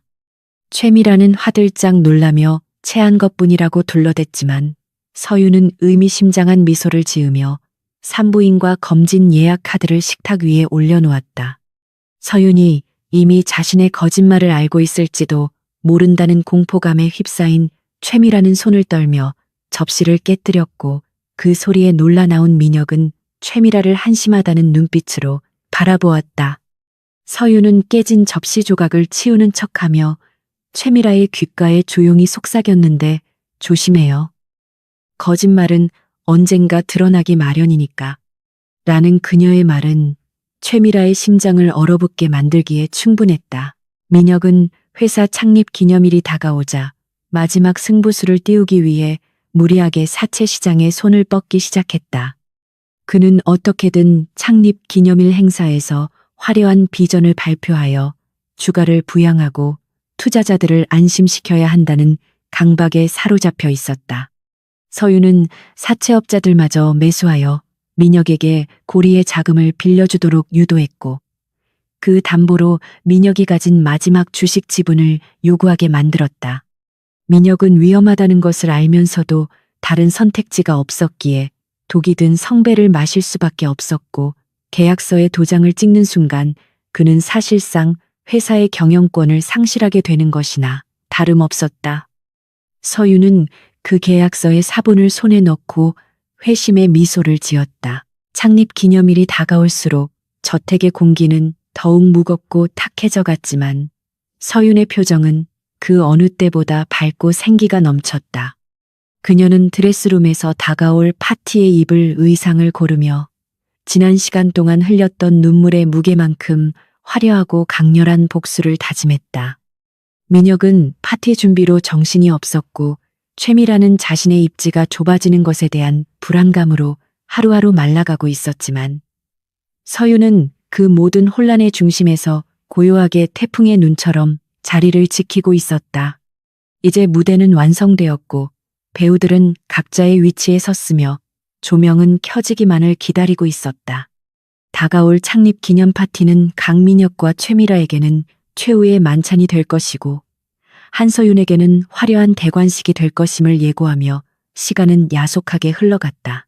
서윤은 잠든 아이의 볼에 입을 맞추며 이제 곧 모든 것이 끝날 것이라고 속삭였고 창밖에는 폭우가 쏟아지며 세상의 모든 더러움을 씻어내고 있었다. 그녀는 빗소리를 들으며 편안하게 눈을 감았지만 그녀의 머릿속에서는 내일 벌어질 파티의 시나리오가 톱니바퀴처럼 정교하게 돌아가고 있었다. 민혁이 파멸의 구렁텅이로 떨어질 때 그가 짓게 될 표정을 상상하는 것만으로도 서유는 전율을 느꼈다. 진성그룹의 창립 기념 파티가 열리는 호텔 그랜드 볼룸은 입구부터 화려한 꽃장식과 붉은 카펫으로 꾸며져 있었고 대한민국 내로라 하는 정재계 인사들이 속속 도착하며 행사장은 금세 북적이기 시작했다. 강민혁은 최고급 턱시도를 차려입고 입구에 서서 손님들을 맞이하고 있었지만 그의 표정은 겉으로 보이는 여유와 달리 초조함으로 가득 차 있었다. 그는 오늘 이 자리에서 대형 신규 프로젝트를 발표하고 투자자들의 신뢰를 회복하여 회사의 자금난을 일거에 해소하려는 야심찬 계획을 세우고 있었지만 마음 한구석에는 불안감이 천리를 틀고 있었다.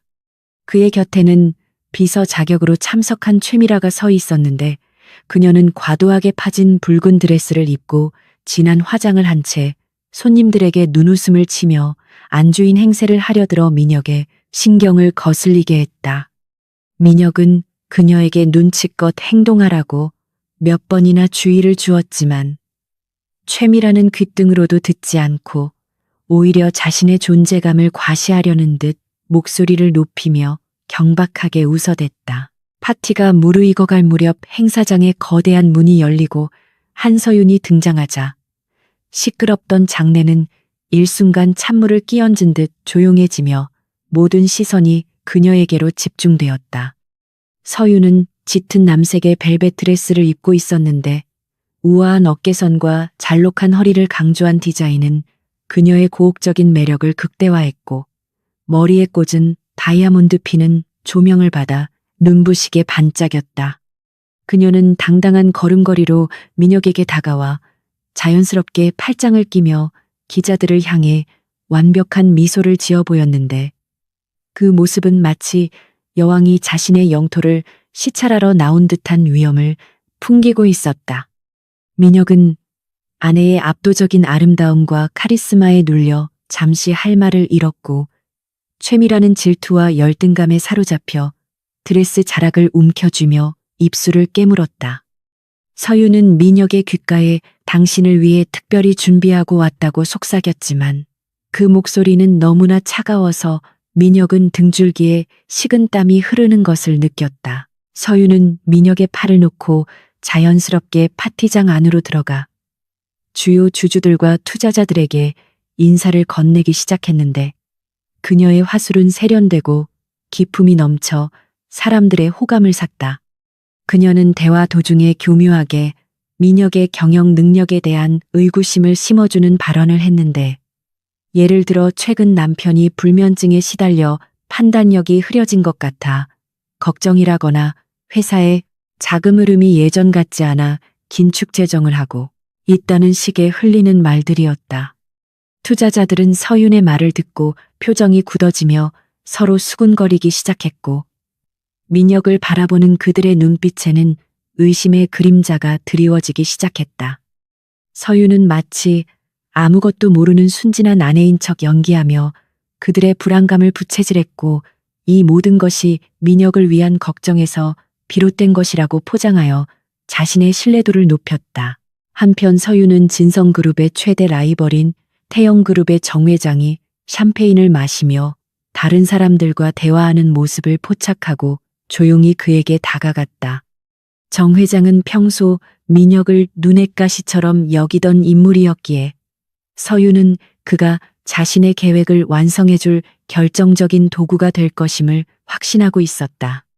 서윤은 실수인 척하며 핸드백을 떨어뜨렸고 정 회장이 매너 있게 그것을 주워주자 감사를 표하며 자연스럽게 대화를 이어나갔다. 그녀는 대화 도중에 남편이 검토해달라고 부탁한 서류가 있는데 자신이 잘못 가져온 것 같다며 정 회장에게 서류 봉투 하나를 건넸는데 그 안에는 민혁의 횡령 증거와 이중 장부 사본이 들어 있었다. 서윤은 당황한 척하며 다시 돌려받으려 했지만 정 회장은 이미 봉투 속의 내용을 곁눈질로 확인하고는 묘한 미소를 지으며 나중에 돌려주겠다고 말하고 봉투를 자신의 안주머니에 챙겨 넣었다. 이 광경을 멀리서 지켜보던 최미라는 서윤이 파티의 주인공이 되어 사람들의 관심을 독차지하는 것에 분노하여 샴페인을 연거푸 들이켰고 취기가 오르자 이성은 마비되기 시작했다. 그녀는 민혁에게 다가가 왜 자신을 사람들에게 제대로 소개해주지 않느냐며 투정을 부리기 시작했고 목소리는 점점 커져 주변 사람들의 이목을 끌기 시작했다. 민혁은 당황하여 최미라를 구석으로 끌고 가려고 했지만 최미라는 그의 손을 뿌리치며 자신은 단순한 비서가 아니라며 소리를 질렀다.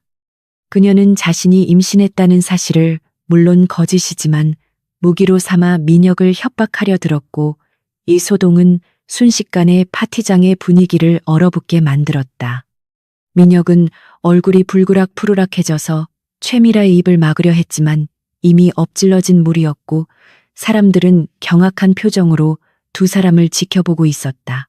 그때 서윤이 우아한 발걸음으로 두 사람에게 다가와 최미라의 뺨을 거세게 올려붙였는데 짝하는 파열음이 넓은 홀에 울려 퍼질 정도로 강력했다. 서유는 싸늘한 눈빛으로 최미라를 내려다보며 어디서 배운 버르장머리냐고 호통을 쳤고 최미라는 충격에 휩싸여 멍한 표정으로 뺨을 감싸 쥐었다. 서유는 주변 사람들을 향해 정중하게 고개를 숙이며 직원이 술에 많이 취해 실수를 범했다며 너그럽게 이해해달라고 사과했지만 그녀의 눈빛은 민혁을 향해 비수처럼 꽂히고 있었다. 민혁은 쥐구멍이라도 찾고 싶은 심정으로 고개를 떨구었고 최미라는 분함에 눈물을 흘리며 바닥에 주저앉아 버렸다. 이 사건으로 인해 민혁이 야심차게 준비한 신규 프로젝트 발표는 물 건너갔고 그의 명예는 바닥으로 추락했다. 하지만 최미라의 발악은 거기서 끝나지 않았는데 그녀는 바닥에서 일어나 비틀거리며 민혁의 멱살을 잡고 흔들며 울부짖기 시작했다. 그녀는 민혁이 자신에게 했던 약속들, 즉 서윤과 이혼하고 자신을 안주인으로 만들어주겠다는 말들을 횡설수설 늘어놓으며 민혁의 치부를 만천하에 까발렸다. 파티장에 모인 사람들은 충격적인 불륜 사실과 민혁의 파렴치한 이중성에 경악을 금치 못했고 곳곳에서 야유와 비난의 목소리가 터져나왔다.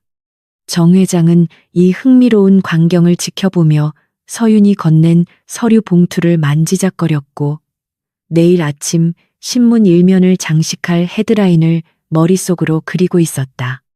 민혁은 경호원들을 불러 최미라를 끌어내라고 소리쳤지만 이미 그의 권위는 땅에 떨어져 산산조각이 난 뒤였다. 경호원들에게 질질 끌려나가면서도 최미라는 서윤을 향해 저주를 퍼부었지만 서윤은 눈 하나 깜짝하지 않고 그 모습을 지켜보았다. 그녀는 마치 더러운 오물을 치우는 청소부를 보는 듯한 표정으로 최미라가 사라지는 것을 확인한 뒤 다시 민혁에게 시선을 돌렸다. 민혁은 헝클어진 옷매무새와 창백해진 얼굴로 서윤의 눈을 피하며 어쩔 줄 몰라 하고 있었는데 그 비굴한 모습은 한때 패기 넘치던 CEO의 모습과는 거리가 멀었다. 서윤은 민혁에게 다가가 옷깃을 정리해주며 낮은 목소리로 속삭였다. 당신 오늘 정말 최악이네. 수습하려면 꽤 골치 아프겠어. 그녀의 말은 위로가 아니라 조롱이었고 민혁은 그 말에 담긴 뼈 있는 가시를 느끼며 전율했다. 파티는 엉망진창이 되어 서둘러 마무리되었고 손님들은 불쾌한 기색을 내비치며 하나둘 자리를 떴다. 민혁은 텅 빈 홀에 홀로 남겨져 허탈한 표정으로 바닥을 응시하고 있었고 서윤은 그를 뒤로 한 채 유유히 파티장을 빠져나갔다. 호텔 로비로 나온 서윤은 기다리고 있던 기사에게 집으로 가자고 말하며 차에 올랐고 창밖으로 보이는 도시의 야경을 바라보며 깊은 숨을 내쉬었다.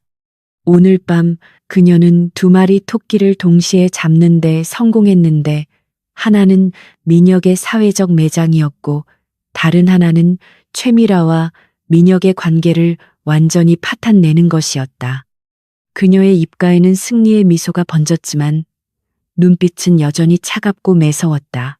집으로 돌아온 서윤은 아이가 잠든 방으로 들어가 평온하게 잠든 아이의 얼굴을 보며 마음의 안정을 찾았다. 그녀는 오늘 있었던 일이 아이에게는 절대 닿지 않기를 바라는 마음으로 아이의 이불을 덮어주었고 다시 거실로 내려와 와인 한 잔을 따랐다.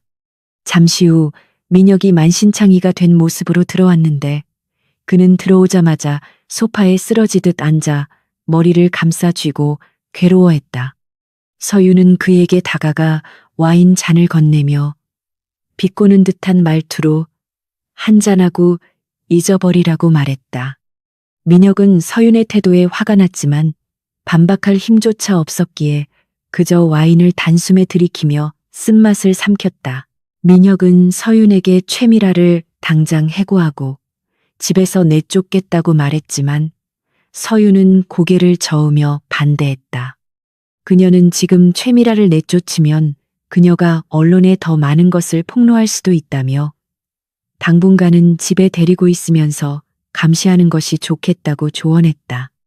민혁은 서윤의 말이 일리가 있다고 생각하여 동의했지만 사실 서윤의 속셈은 최미라를 집안에 가두어 놓고 천천히 말려 죽이려는 잔인한 계획의 일환이었다.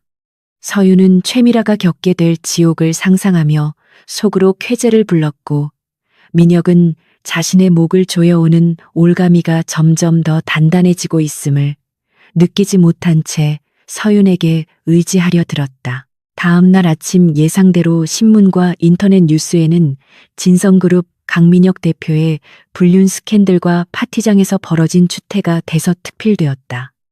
회사의 주가는 하한가를 기록하며 곤두박질 쳤고 주주들의 항의 전화가 빗발쳐 업무가 마비될 지경이었다. 태영그룹의 정 회장은 언론 인터뷰를 통해 진성그룹의 경영 투명성에 의문을 제기하며 금융당국의 조사를 촉구했고 이는 불난집에 기름을 붓는 격이 되었다. 민혁은 사태를 수습하기 위해 동분서주했지만 이미 돌아선 여론을 되돌리기에는 역부족이었고 그를 도와줄 사람은 아무도 없었다. 한편 최미라는 집안에서 사실상 감금 상태로 지내게 되었는데 서윤은 고용인들을 시켜 그녀에게 밥도 제대로 주지 않고 온갖 자비를 시키며 괴롭혔다. 최미라는 민혁에게 호소하려 했지만 민혁은 그녀를 벌레 보듯하며 무시했고 그녀의 방에 들어오지도 않았다. 최미라는 배고픔과 모멸감에 시달리며 점점 피폐해져 갔고 자신이 꿈꾸던 상류층의 삶이 신기루처럼 사라졌음을 깨닫고 절망했다. 서윤은 가끔 최미라가 일하는 모습을 지켜보며 차가운 조소를 날렸는데 그것은 최미라에게 육체적인 고통보다 더 큰 정신적인 충격을 안겨주었다. 서윤은 이제 마지막 단계인 이사회를 준비하기 시작했는데 그녀는 우호 지분을 확보한 이사들과 접촉하여 민혁의 해임안을 상정하기로 합의했다. 그녀는 박 회장을 찾아가 자신이 직접 경영 일선에 나서 회사를 정상화하겠다는 의지를 밝혔고 박 회장은 그녀의 결단력을 높이 평가하며 전폭적인 지지를 약속했다. 서윤은 또한 김 실장을 불러들여 민혁의 횡령 증거를 검찰에 제출할 타이밍을 조율했고 모든 준비가 완벽하게 끝났음을 확인했다. 이제 강민혁이라는 거대한 탑이 무너지는 것은 시간 문제였고 서윤은 그 붕괴의 순간을 가장 가까운 곳에서 지켜볼 자격을 얻었다. 민혁은 벼랑 끝에 몰린 심정으로 서윤에게 매달리며 처가의 도움을 다시 한번 요청했지만 서윤은 냉정하게 거절하며 당신이 벌인 일은 당신이 책임지라고 쏘아붙였다. 민혁은 서윤의 차가운 태도에 처음으로 두려움을 느꼈고 그녀가 자신이 알던 그 순종적인 아내가 아님을 직감했다. 그는 서윤의 눈 속에서 깊은 심연을 보았고 그 심연이 자신을 집어삼키려 하고 있음을 깨달았지만 도망칠 곳은 어디에도 없었다. 서윤은 방으로 돌아와 거울을 보며 붉은 립스틱을 지워냈는데 거울 속의 민낯은 화려했던 파티장의 모습보다 더 강인하고 단단해 보였다. 그날 밤 서윤은 민혁이 잠든 사이 그의 휴대전화를 몰래 꺼내 최미라에게 보낸 문자 메시지들을 모두 캡처하여 자신의 클라우드로 전송했다. 그리고 그녀는 민혁의 지문으로 은행 앱에 접속하여 남아있는 잔고를 확인했는데 예상대로 바닥을 드러내고 있었고 카드 대금 연체 알림이 수두룩했다.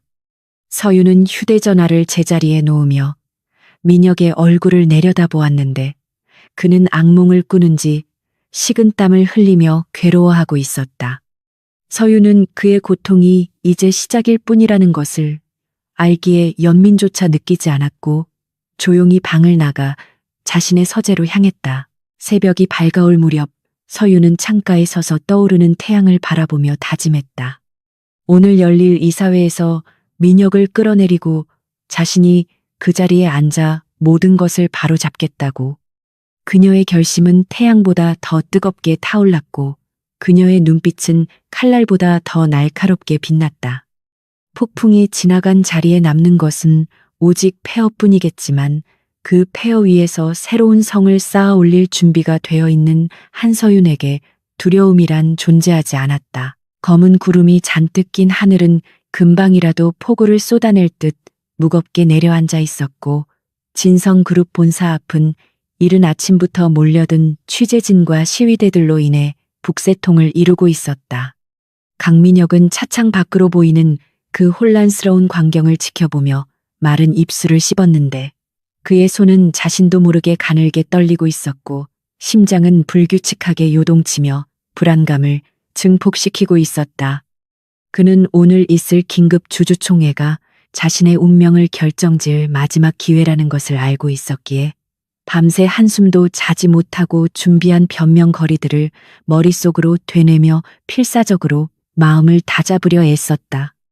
그는 자신이 가진 언변과 연기력으로 주주들을 설득하고 이 위기를 넘길 수 있을 것이라고 스스로를 세뇌했지만 마음 한구석 깊은 곳에서 피어오르는 불길한 예감은 좀처럼 사라지지 않았다. 차가 정문을 통과할 때 쏟아지는 플래시 세례는 마치 그를 단죄하려는 번개처럼 느껴져 그는 본능적으로 몸을 움츠렸고 기사에게 빨리 지하 주차장으로 들어가라고 소리를 질렀다.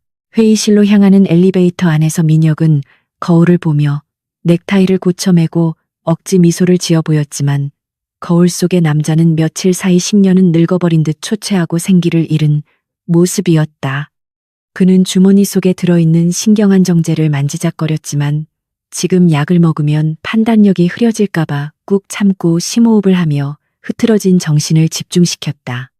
엘리베이터 문이 열리고 비서실장이 다가와 주주들의 분위기가 심상치 않다는 보고를 올렸지만 민혁은 애써 태연한 척하며 자신이 다 해결할 수 있다고 큰소리쳤다. 그는 복도를 걸어가며 마주치는 직원들의 눈빛에서 경멸과 조소를 읽어낼 수 있었지만 이를 악물고 무시하며 회의실의 육중한 문을 열고 들어갔다. 회의실 안은 이미 도착한 이사들과 주주들로 가득 차 있었고 민혁이 들어서자마자 쏟아지는 차가운 침묵과 적대적인 시선들은 그의 숨통을 조여오기에 충분했다. 민혁은 상석에 앉아 마이크를 잡고 준비해 온 연설을 시작했는데 그는 최근의 스캔들은 경쟁사의 악의적인 모함이며 회사의 재무 상태는 건전하다고 거짓말을 늘어놓았다. 그는 목소리에 힘을 주어 주주 여러분의 믿음만이 회사를 살 길이라며 호소했지만 주주들은 팔짱을 끼고 냉소적인 표정으로 그를 바라볼 뿐 아무런 반응도 보이지 않았다. 오히려 한 원로 주주가 책상을 치며 당장 사퇴하고 책임을 지라고 고함을 쳤고 이에 동조하는 고성이 여기저기서 터져 나오면서 회의장은 순식간에 아수라장이 되었다. 민혁은 식은땀을 흘리며 진정하라고 외쳤지만 이미 통제 불능 상태에 빠진 회의장 분위기를 수습하기에는 역부족이었고 그는 점점 구석으로 몰리는 쥐꼴이 되어가고 있었다.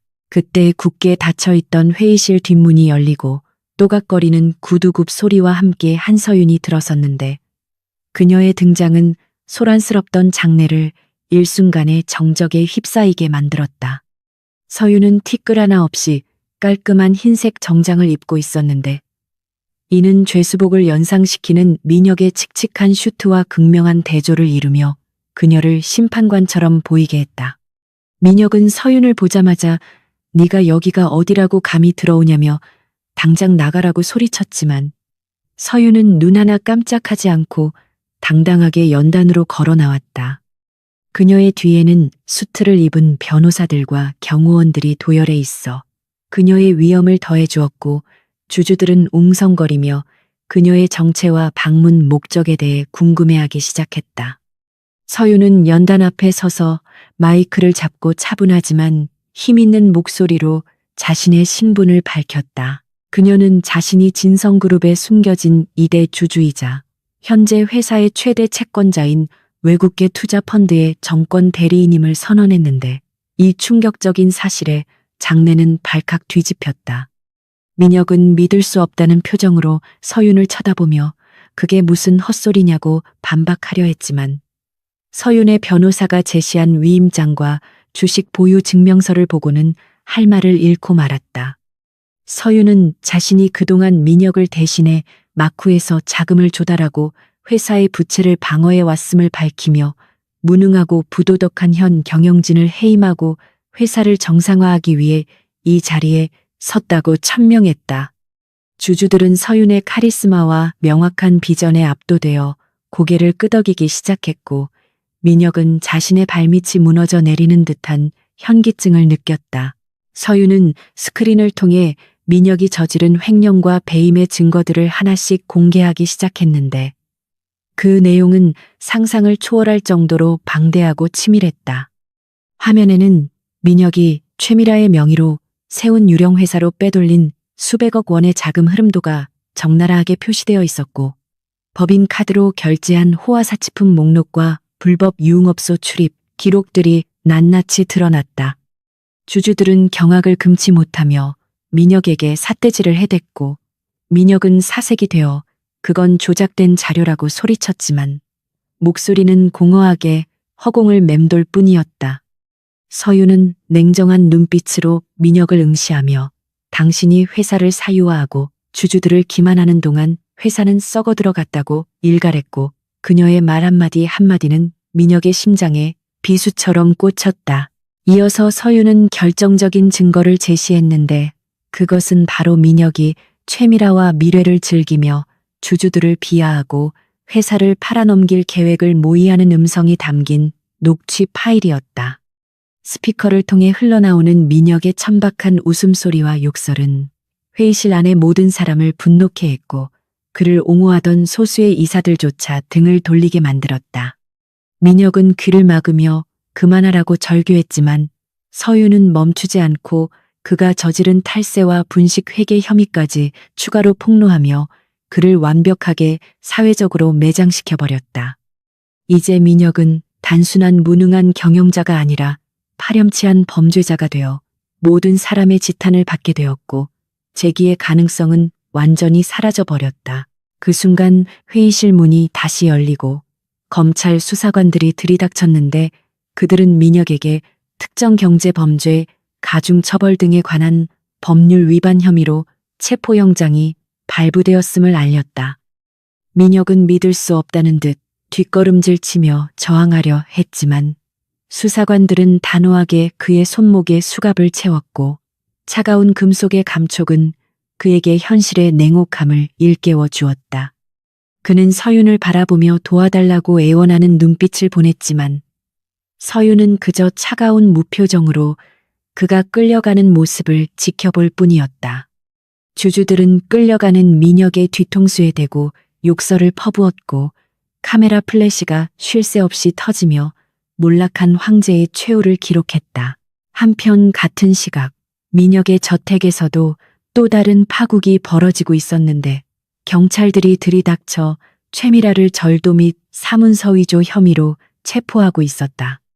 서윤은 사전에 집안의 고가 폐물과 현금이 사라진 것처럼 꾸미고 그 증거를 최미라의 방에 심어두었는데 탐욕에 눈이 멀었던 최미라는 영문도 모른 채 범인으로 몰리게 된 것이었다. 최미라는 억울하다고 고래고래 소리를 지르며 발버둥 쳤지만 그녀의 방에서 발견된 작물들과 위조된 신분증들은 그녀의 변명을 무색하게 만들었다. 그녀는 경찰차에 태워지며 민혁의 이름을 부르짖었지만 그녀를 구해줄 민혁 또한 차가운 유치장에 갇히는 신세가 되었음을 알지 못했다. 화려한 안주인의 삶을 꿈꾸던 그녀의 욕망은 차가운 철창 속에서 비참한 최후를 맞이하게 되었다. 다시 회의실로 돌아와 상황이 정리되자 서윤은 주주들을 향해 깊이 고개 숙여 사과하며 자신이 임시 의장직을 맡아 사태를 수습하고 경영 정상화에 힘쓰겠다고 약속했다.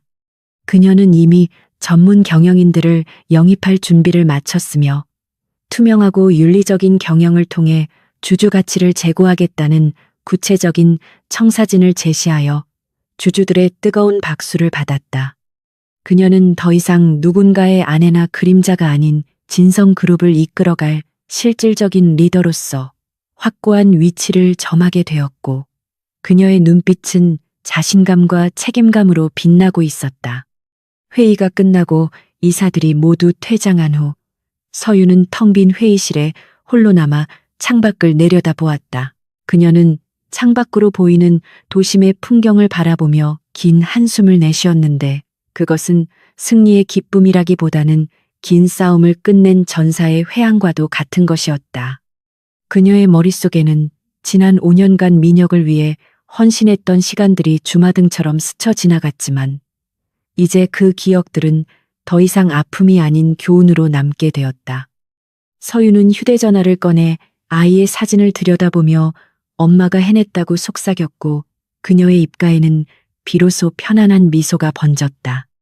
그녀는 이제 누구에게도 의지하지 않고 스스로의 힘으로 아이와 자신의 미래를 지켜낼 수 있는 강한 존재로 거듭난 것이었다. 오후 늦게 서유는 구치소 접견실을 찾았는데 그곳에는 수의를 입고 초췌해진 모습의 민혁이 앉아 있었다. 민혁은 서윤을 보자마자 유리벽을 두드리며 제발 한 번만 살려달라고 합의를 해달라고 눈물로 호소했다. 그는 자신이 잘못했다며 앞으로 평생 속죄하며 살 테니 제발 꺼내만 달라고 비굴하게 매달렸지만 서윤의 표정에는 어떠한 동요도 없었다. 서윤은 인터폰을 들고 차분한 목소리로 당신이 지은 죄는 법이 심판할 것이며 내가 해줄 수 있는 것은 아무것도 없다고 잘라 말했다.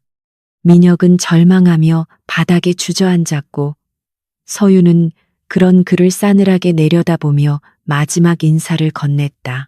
강민혁 씨, 당신은 나를 너무 과소평가했어. 아니, 당신 곁에 있던 사람의 가치를 전혀 몰랐던 거지. 그 대가가 바로 이거야. 서윤의 목소리는 낮지만 단호했고 민혁은 그 말에 담긴 뼈아픈 진실을 마주하며 오열했다. 서윤은 자리에서 일어나 뒤도 돌아보지 않고 접견실을 나갔고 그녀의 등 뒤로 민혁의 처절한 울음소리만이 메아리쳤다. 구치소를 나선 서윤은 맑게 개나늘을 올려다보며 깊은 숨을 들이마셨는데 공기는 상쾌했고 햇살은 따사롭게 그녀를 비추고 있었다. 집으로 돌아오는 길에 서윤은 차 안에서 변호사에게 전화를 걸어 이혼 소송과 위자료 청구 소송을 차질 없이 진행하라고 지시했다.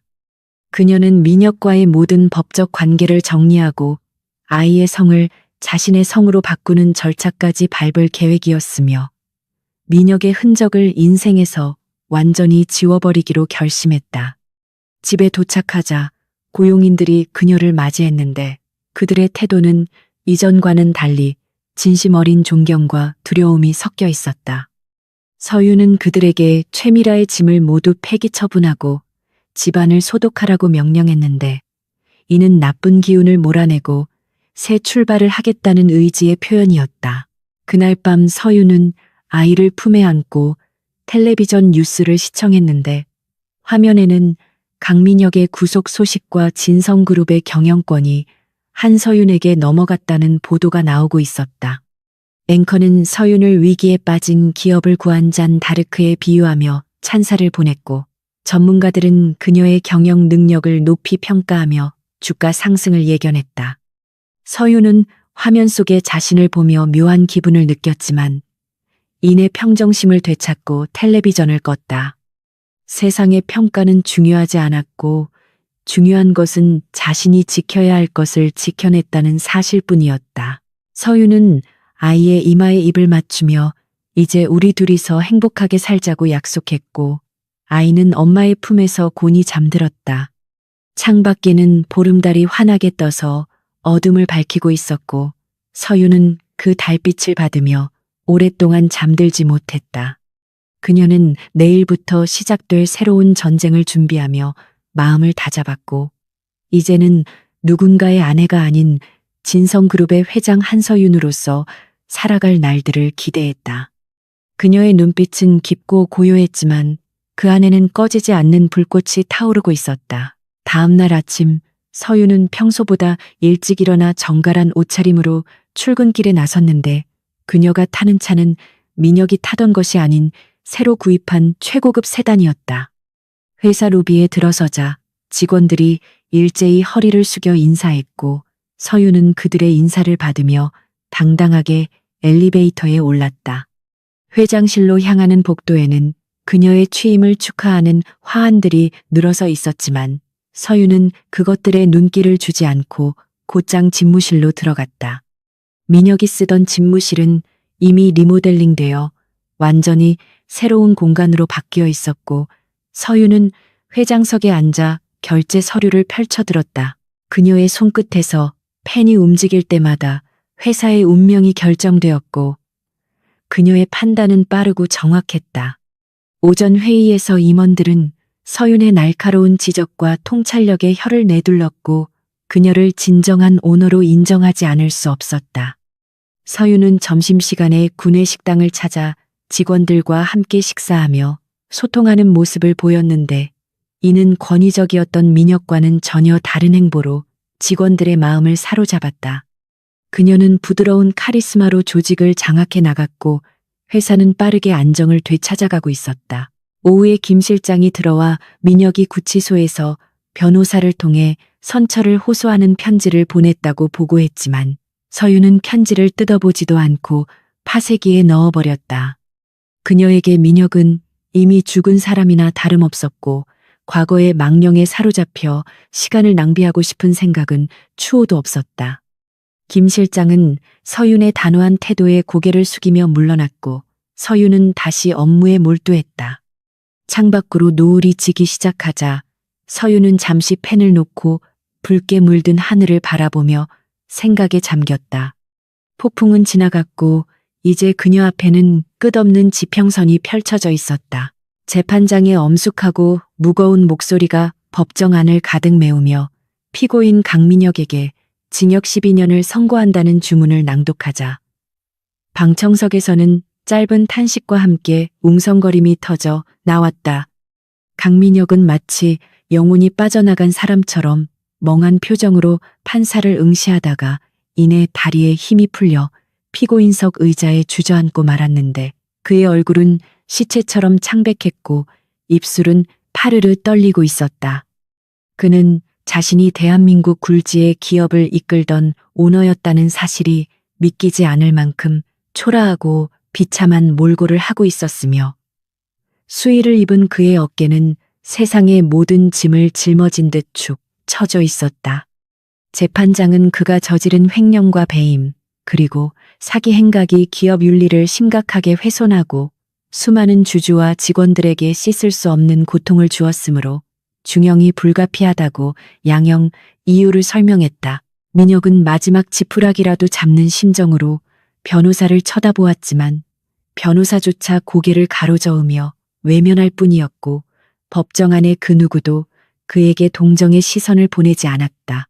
방청석 맨 뒷줄에 앉아 이 모든 과정을 지켜보던 한서윤은 선고가 내려지는 순간에도 미동조차 하지 않고 차가운 눈빛으로 전 남편의 몰락을 목격했다. 그녀는 민혁이 절규하며 교도관들에게 끌려나가는 모습을 끝까지 지켜보았는데 그 모습에서 어떠한 통쾌함이나 기쁨보다는 씁쓸한 회한과 허무함을 느꼈다. 한때는 죽을 만큼 사랑했고 평생을 함께할 동반자라고 믿었던 사람이 탐욕과 오만에 눈이 멀어 스스로 파멸의 길을 걷게 된 현실이 안타까웠지만 그것은 어디까지나 인간적인 연민일 뿐 용서의 감정은 아니었다. 서유는 자리에서 일어나 옷매무새를 다듬고 법정을 나서려 했는데 그때 끌려가던 민혁이 그녀를 발견하고 서윤의 이름을 부르짖으며 발버둥 쳤지만 굳게 닫힌 철문 너머로 그의 목소리는 차단되었다. 서윤은 잠시 걸음을 멈추고 닫힌 문을 응시하다가 이내 고개를 돌려 법원 복도를 걸어 나갔고 그녀의 발걸음 소리는 그 어느 때보다 단단하고 경쾌하게 울려 퍼졌다. 한편 구치소 여성 수용동에 수감된 최미라는 좁고 습한 독방에서 하루하루 말라가며 자신이 저지른 죄의 대가를 혹독하게 치르고 있었다. 그녀는 절도죄와 사문서 위조 혐의로 징역형을 선고받았는데 화려한 명품과 보석으로 치장했던 과거의 모습은 온데간데 없고 헝클어진 머리와 거칠어진 피부만이 그녀의 현재를 대변하고 있었다. 최미라는 감옥 안에서도 특유의 허영심과 오만함을 버리지 못해 다른 수감자들과 잦은 마찰을 빚었고 그 결과 집단 따돌림을 당하며 비참한 수용 생활을 이어가고 있었다. 그녀는 차가운 바닥에 누워 천장을 바라보며 자신이 왜 이렇게 되었는지 끊임없이 되뇌었지만 돌아오는 것은 후회와 절망뿐이었고 민혁이 자신을 구해줄 것이라는 헛된 희망마저 민혁의 중형 선고 소식과 함께 산산조각이 나버렸다.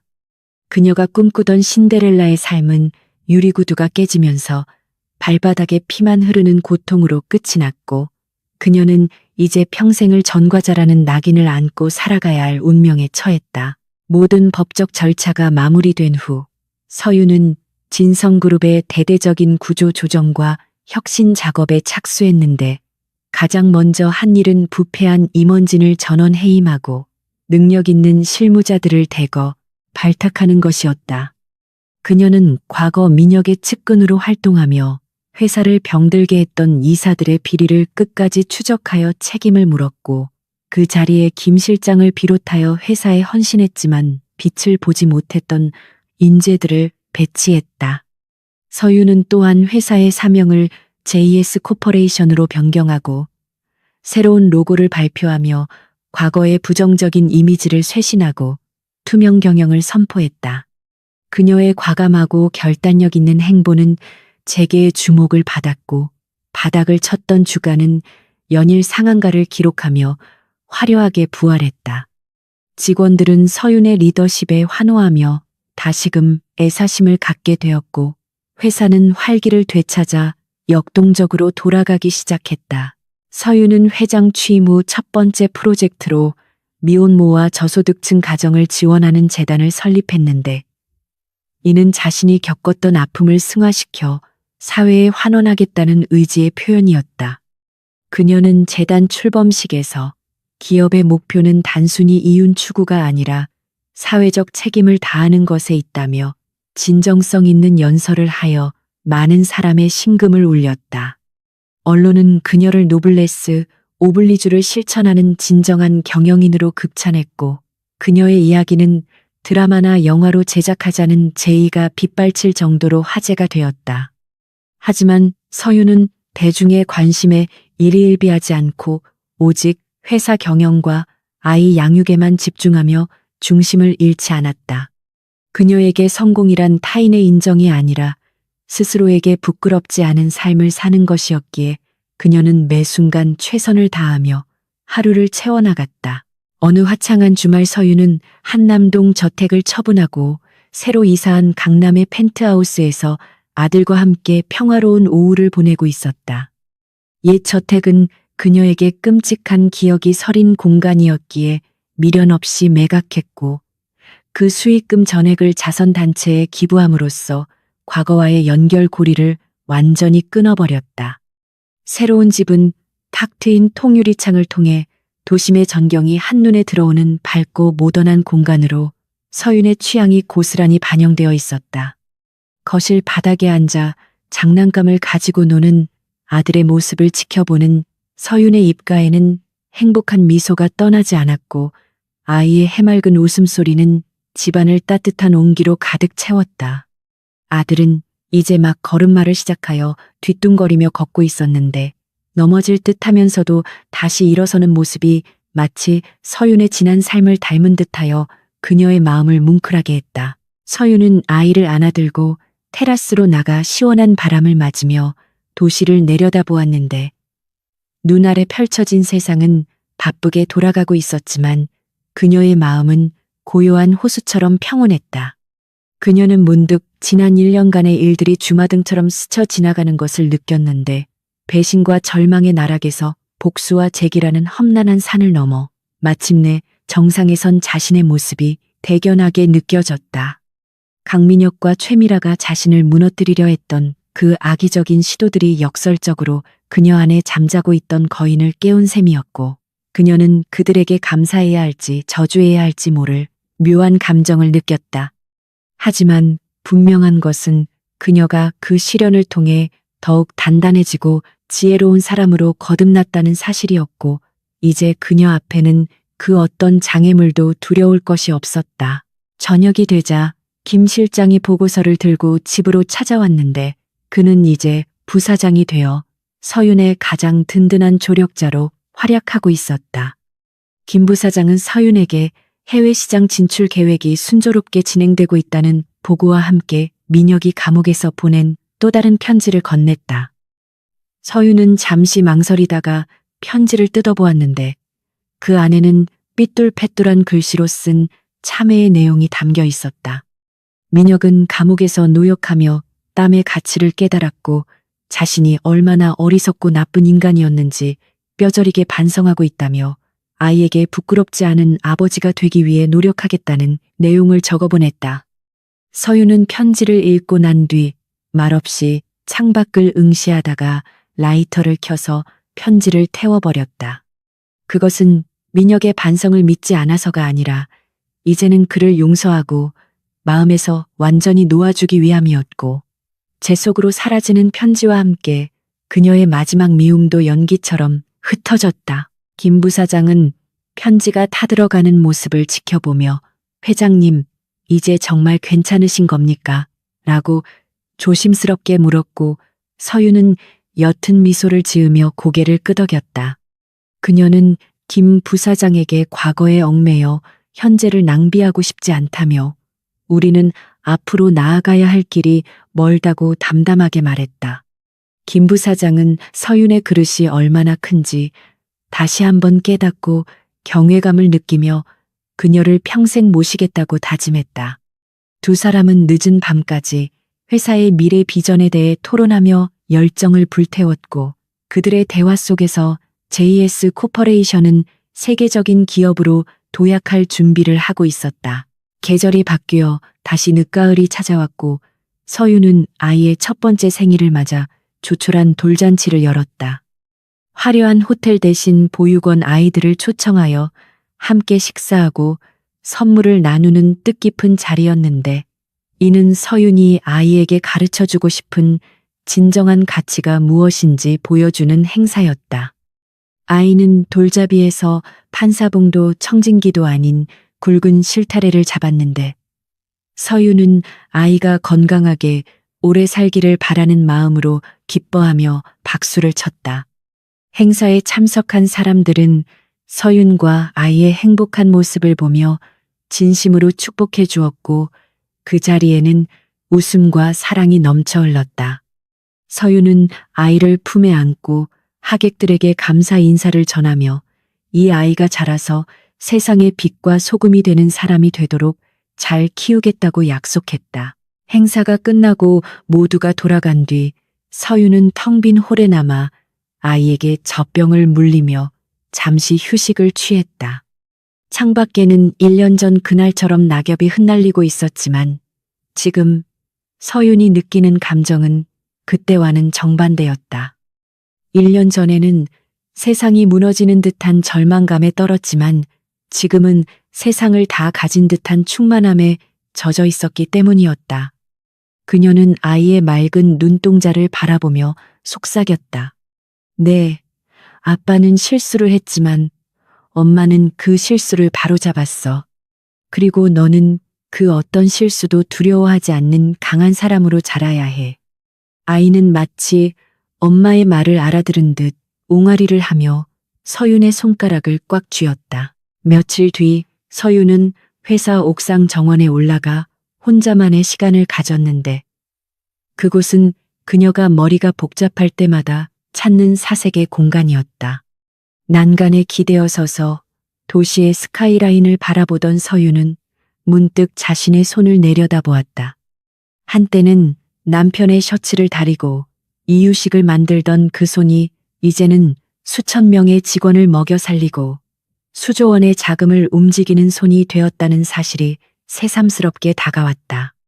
그녀는 주먹을 꽉 쥐었다 펴며 손바닥에 느껴지는 힘을 확인했고 그 힘을 올바르게 사용하겠다고 다시 한번 다짐했다. 바람이 불어와 그녀의 머리카락을 흩트려 놓았지만 그녀는 개의치 않고 바람을 맞으며 서 있었다. 그때 비서가 올라와 다음 미팅 시간이 되었다고 알렸고 서윤은 상념에서 깨어나 현실로 돌아왔다. 그녀는 비서에게 알겠다고 대답하며 재킷을 고쳐 입고 당당한 발걸음으로 엘리베이터를 향해 걸어갔다. 엘리베이터 문이 열리고 그녀가 안으로 들어서자 문이 닫히며 그녀의 모습은 사라졌지만 그녀가 남긴 향기는 오랫동안 옥상 정원에 머물러 있었다. 그녀의 이야기는 비극으로 시작되었지만 희극으로 끝났고 시련은 그녀를 파괴하는 대신 그녀를 완성시키는 재료가 되었다. 한서윤이라는 이름은 이제 누군가의 아내가 아닌 전설적인 여성 CEO의 이름으로 세상에 기억될 것이었다. 그녀의 삶은 이제 제2막을 향해 힘차게 달려가고 있었고 그 길 끝에 무엇이 기다리고 있을지는 아무도 알 수 없었지만 서윤은 두려워하지 않았다. 그녀에게는 지켜야 할 아이와 책임져야 할 회사, 그리고 무엇보다 소중한 자기 자신이 있었기 때문이었다. 구름 사이로 햇살이 비치며 도시는 황금빛으로 물들기 시작했고 서윤이 탄 차는 그 빛 속으로 미끄러지듯 달려나갔다. 복수는 끝났고 이제 그녀에게 남은 것은 찬란하고 눈부신 미래뿐이었다. 세상은 여전히 불공평하고 모순투성이일지라도 정의는 살아있고 진실은 반드시 승리한다는 것을 그녀는 온몸으로 증명해 보였다. 이것이 바로 배신에 맞서 싸운 한 여자가 쟁취해낸 위대한 승리의 기록이자 새로운 전설의 시작이었다.